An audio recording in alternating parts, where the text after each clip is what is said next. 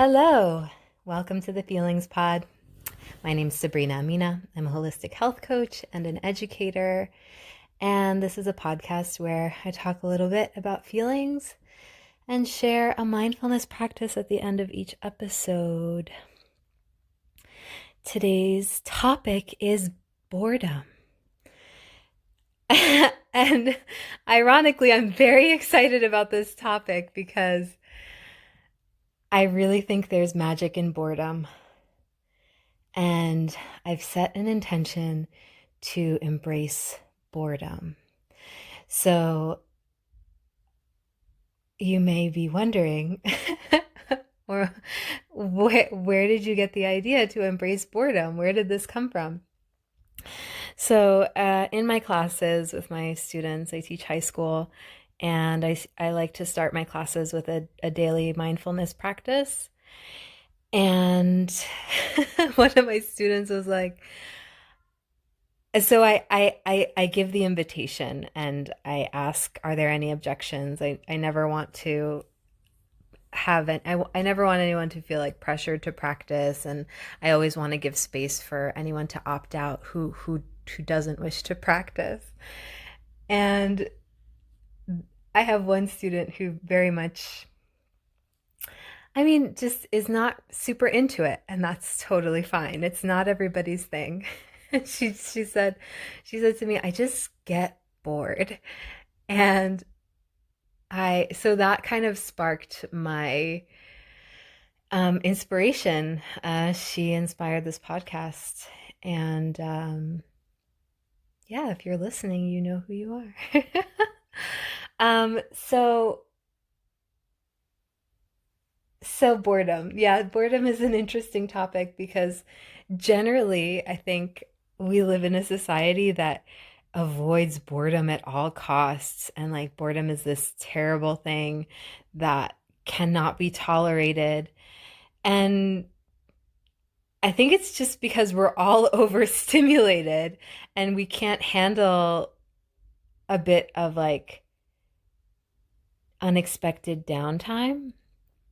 It's okay for things to be boring. I think when we allow for boredom, first of all, it's an opportunity to let the brain rest. Our brains don't have to be working all the time. We can like just be with boredom, which is exactly what I said to this student. I was like, okay, maybe you can be with the boredom.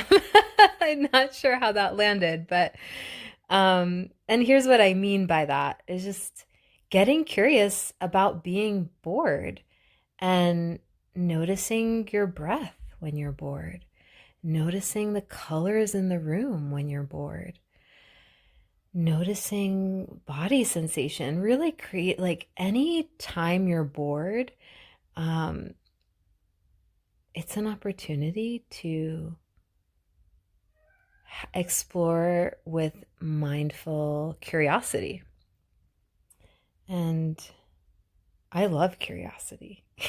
In fact, I have a whole episode about it. If you want to check that out.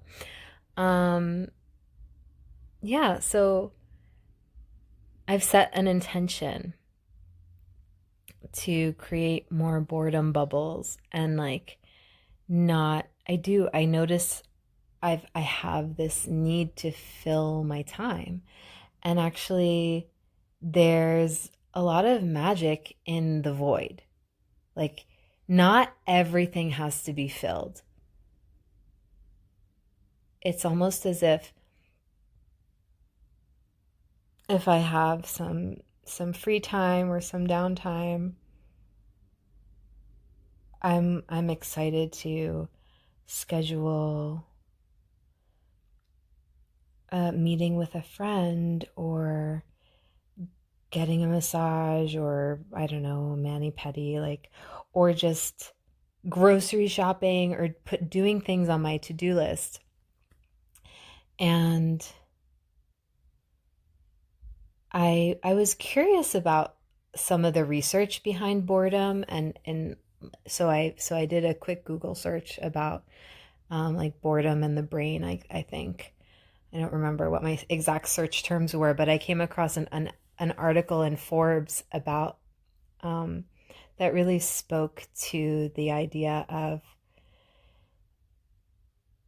well, actually, I think I must have heard this before, but there's basically research saying that the brain needs that boredom. um, and we can also reframe boredom.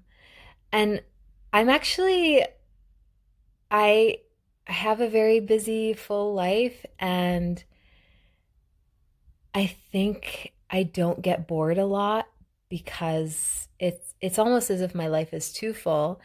And the moments that I do feel bored or like that might seem boring are it's I actually feel like I get uncomfortable in those moments. So being bored, I think, at least for me, is I think I maybe avoid it because in the boredom bubble, that's where I have to face myself and be with myself. And who knows what could bubble up when you're bored? Oh, could be some scary stuff that you've been like avoiding in all your busyness. So, yeah, I really do like this idea of just creating more boredom bubbles, not just for me, but for my child as well, because um, I think it's important for kids to be bored sometimes. Sometimes when my daughter tells me, that's boring or I'm bored, I tell her sometimes it's good to be bored. Sometimes it's okay to be bored. Let's just be bored together. And for us, what boredom looks like, or for her, it's interesting. Uh, when when I do create these boredom bubbles, I and by that I just mean a period of time where we're not doing things like we're not doing anything. We're just the TV is off, the phone's away, and I just, my child is left to her own devices under supervision. So, and it's interesting, it's really fascinating to see what she comes up with when I've established a boredom bubble. Um, yeah, she comes up with strange and creative ideas. Another thing that they did mention in the article. I don't know why I'm talking about an article today. I guess I feel this need to like validate my thoughts on boredom. Um, but yeah, I mean, if you want to read more about it, I'll post the link to the article in the show notes, and you can also just Google boredom in the brain and see what pops up for you. Um, yeah, I'm going to take a little pause for a breath, and perhaps you can join me.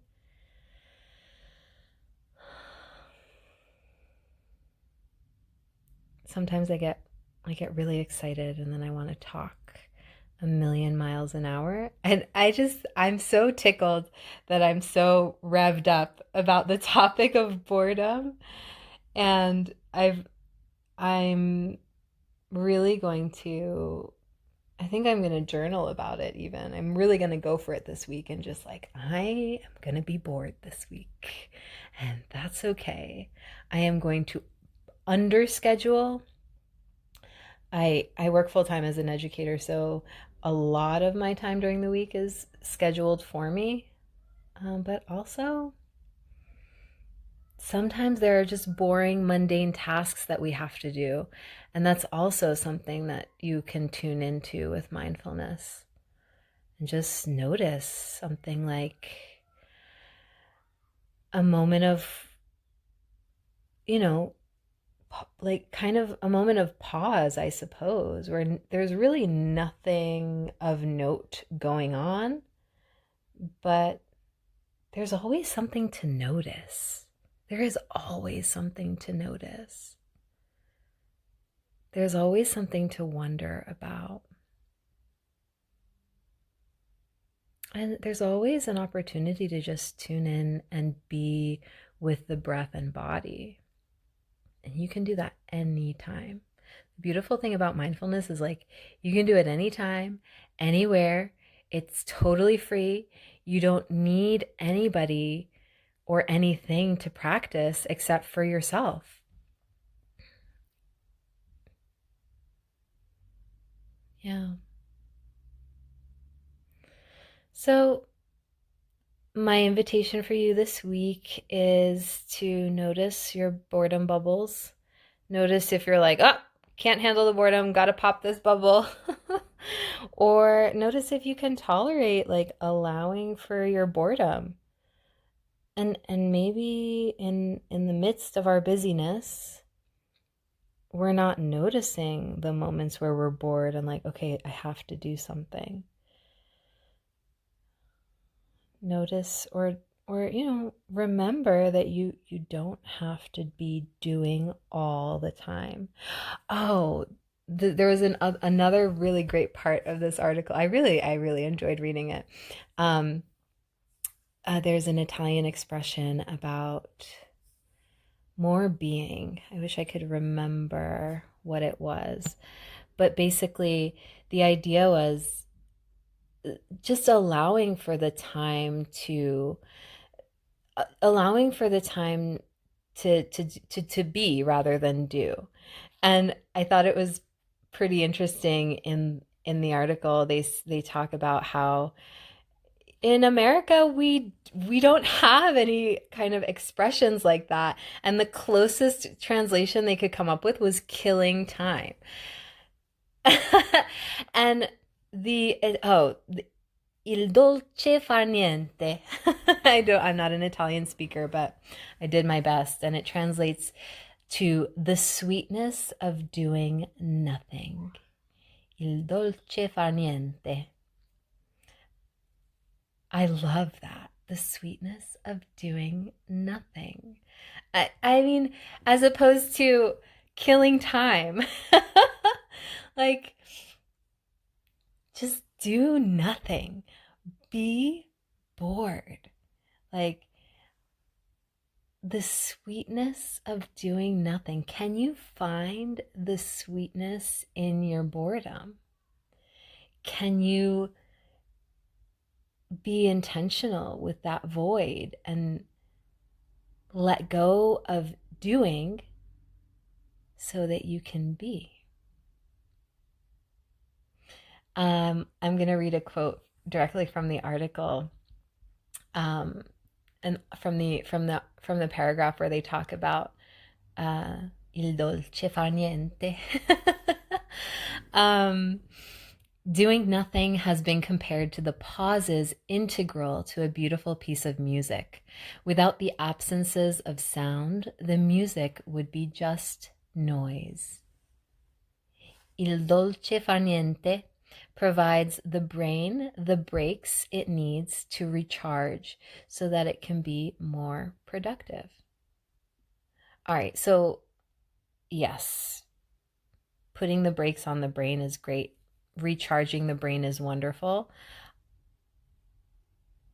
I take issue with the idea that you need to recharge your brain so you can be more productive. No, the purpose of, I think, well, okay, yes, perhaps a side effect of allowing for boredom is that, yeah, you can be more productive at other times. But I reject this idea that you need to take a break so you can be more productive. Just take a break for the sake of taking a break. Be bored for the sake of being bored. But also, if boredom is inaccessible to you unless you can justify it, I get that too. But for me, I'm just going to enjoy my boredom bubbles, get curious, and see what emerges from them. Today, I feel called to just do a slow box breath with all of you. I'm really into the B words today: boredom, bubble, box, brain, break, beauty. So, yeah, we'll get into a beautiful box breath. So find a comfortable position. Allow yourself to settle wherever you are. And if that's not possible in this moment, go ahead and pause this episode and know that you can always come back to it anytime you like. As you settle, take a deep breath in. Let it go.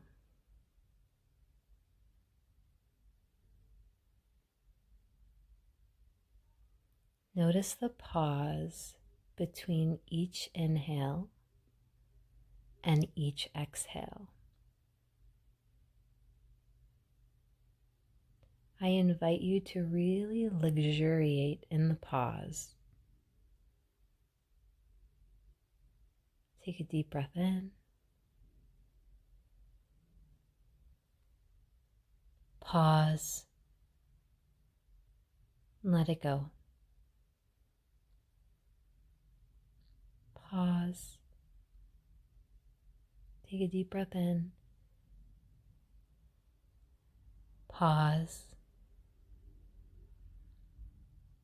And exhale. And pause.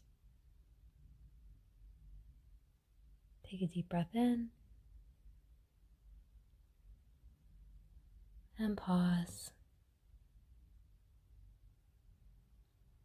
Exhale. And pause.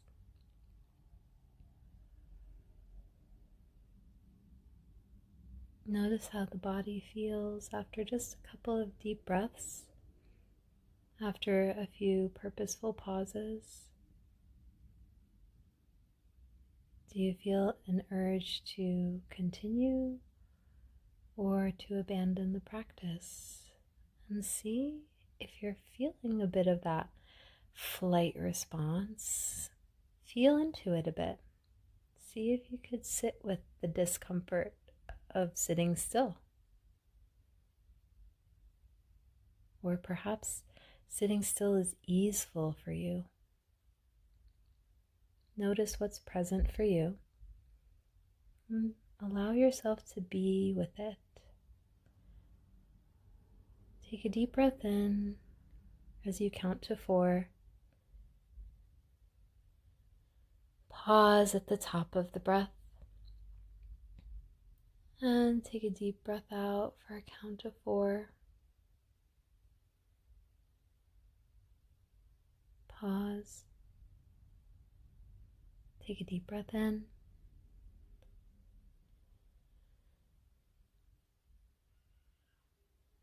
Exhale.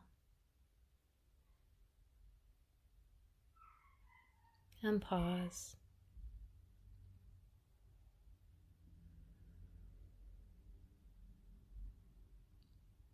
If you'd like to continue, feel free to continue that pattern of inhale, pause, exhale, pause at a pace that feels good for you. And if you're ready to come back to the room, feel free to open the eyes. Notice this moment of stillness. And offer yourself a bit of love and gratitude for setting aside some time for yourself. Thank you so much for practicing with me. Thank you so much for listening. If this episode on boredom resonated with you, feel free to share with someone who needs a little bit more boredom in their life. Have a great day.